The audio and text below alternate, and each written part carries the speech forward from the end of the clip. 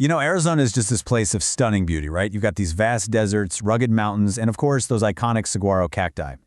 But that same wild, beautiful landscape is also home to some of the most extreme wildlife in the entire country. So in this explainer, we're going to count down the top 10 most dangerous creatures you might actually encounter there. Let's get right into it. Okay, picture this. You're out on a trail, the sun's warm, the scenery is absolutely breathtaking, and it feels like you're all alone out there. But are you really? The desert is just teeming with life, and some of it really demands your respect. So what exactly is sharing that trail with you? Now, before we jump into the actual countdown, I want to make something really clear. The goal here is not to scare you away from the desert. Actually, it's the total opposite. This is all about giving you the knowledge to appreciate this incredible ecosystem safely. It really all just comes down to awareness and respect. So how did we even build this list? Well, we're defining danger with two key things in mind. First, you've got the potency of the creature's venom or sting. But second, and this is just as important, is the likelihood of you actually running into one. Because let's be honest, the most venomous snake in the world isn't dangerous to you if you never see it. This combination gives us a much more realistic ranking of the actual risk. All right, with those ground rules set, let's kick off the countdown. We're going to start with numbers 10 all the way down to 4. And hey, even though they might not be in the top 3, don't let that fool you. Every single creature on this list demands some serious respect. Kicking us off at number 10 is the Sidewinder, a rattlesnake that's famous for that incredible sideways movement it does across the sand. It's wild to see. At number 9, the tiger rattlesnake. It's less common, but wow, it packs some of the most potent venom of any rattler out there. Coming in at number 8, Africanized honeybees, which are just incredibly aggressive and will swarm if their hive is disturbed. And at number 7, we've got the Gila monster, one of the world's only venomous lizards. It's slow-moving, sure, but it has a powerful, really painful bite.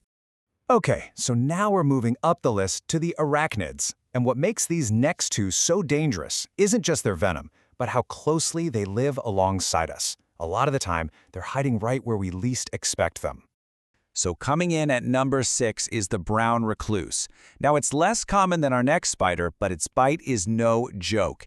Its venom can cause some really nasty tissue damage. You'll probably find them in quiet spots indoors. Think closets, storage boxes. And that brings us to number 5, the black widow. This one is way more common in Arizona, and its neurotoxic venom can cause some severe muscle pain. So you always want to check those dark, quiet places like garages and sheds. And here we go, breaking into the top 4, we have the Sonoran coral snake. Now, this one is interesting because it's one of the only venomous snakes in Arizona that isn't a rattlesnake. It's got that really distinctive red, yellow, and black banding. The good news, it's super shy and it rarely bites people. The bad news, its venom is a powerful neurotoxin, so any bite is absolutely a serious medical emergency. Okay, now we're entering the top 3. These are the creatures that really represent the most significant risk in Arizona, and it's because of that critical combination, a potent venom, and a much higher chance of crossing paths with people. The tone kind of shifts here, because this is where awareness becomes absolutely crucial. So what creature takes that number 3 spot? It's the Arizona bark scorpion, and this one perfectly illustrates our ranking system.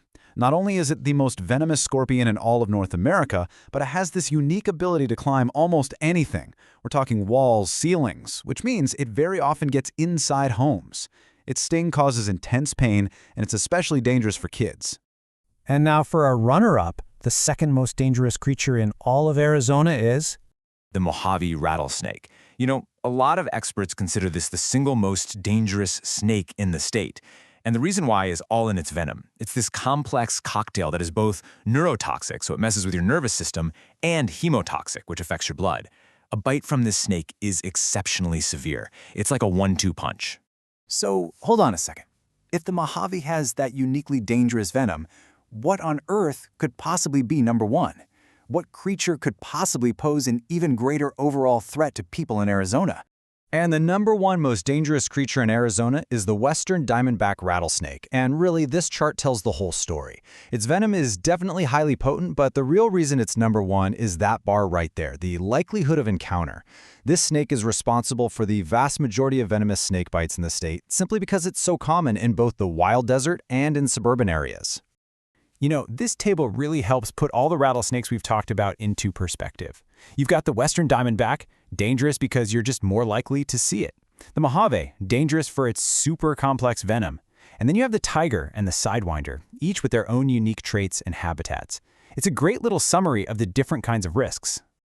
So, we've counted them all down, but I gotta say, the most important part of this whole explainer is coming up right now. How do you take this knowledge and actually use it? Let's talk about the practical steps you can take to stay safe while you're out there enjoying the beauty of the desert. It really just boils down to these 4 simple but absolutely critical steps. First, just be aware, always. Watch where you're putting your hands and feet. Second, inspect things.